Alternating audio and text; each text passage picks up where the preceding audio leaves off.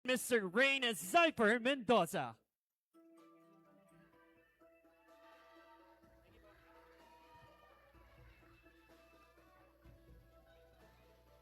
Hi sir, good evening po. How are you? And gusto po ba nating batiin muna yung atin pong mga bisita po sa araw po na ito? Magandang gabi, Iskopar. Maraming salamat po sa mga sumusuporta, lalo-lalo na sa mga solid bulso. Thank you po.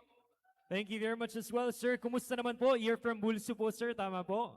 Taga Bulso po tayo. Yes po. Kumusta naman po ang Tarlac State University so far? How was your stay here at Tarlac State University? So far po, super enjoy po kasi marami pong nakikitang mga magagandang mga tanawin po, ganyan. And paglibot-libot din po. Ayan, thank you po. That's good to hear po, sir. And ano naman po yung favorite part ninyo? Interview muna ng konti, Sir Zyper, okay? Interviewin muna kita ng konti while we are waiting for other candidates to be on the isolation area. Kasi lahat po sila, they will answer one common question. One common question for the male and one common question for the female. Kaya hindi po dapat nila marinig yung question. Kaya habang hinihintay po natin sila, Sir Zyper, ano po yung paborito ninyong parte ng journey ninyo dito sa Mr. and Miss Kufar? Even though it's just a short journey, ano po yung favorite part ninyo on the competition? Ang favorite part ko po is yung nakasama po ako dito sa Iskopar, sa Tarlac.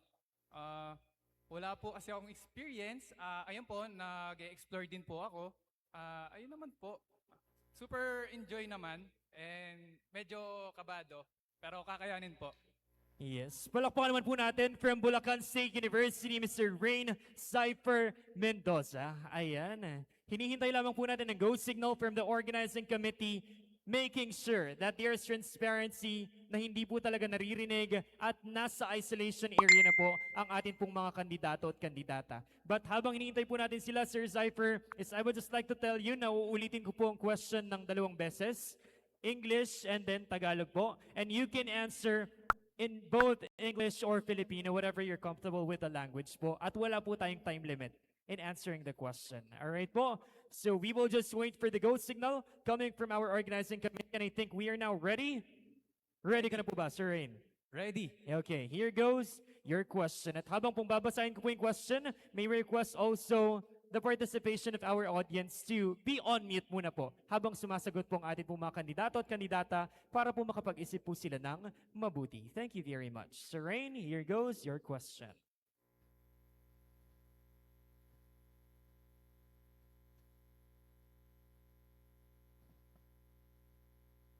As a representative of your university, how can sports, culture, and the arts contribute to building a stronger and more innovative higher education community in Region 3? In Filipino, bilang isang kalahok sa SCUFAR 3, paano mo magagamit ang mga pagpapahalagang natututunan sa palakasan at sining upang maging inspirasyon sa iyong mga kapwa empleyado ng Gitnang Luzon?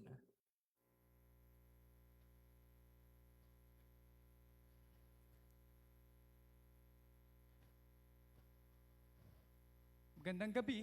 Bilang kalahok sa Iskopar 2026 ay mas pinapahalagan natin yung pagsasama natin. Dahil sa maiksing panahon na ito, nakikita-kita tayong mga empleyado, hindi tayo nai-stress sa ating trabaho. Kaya masaya, enjoy lang, and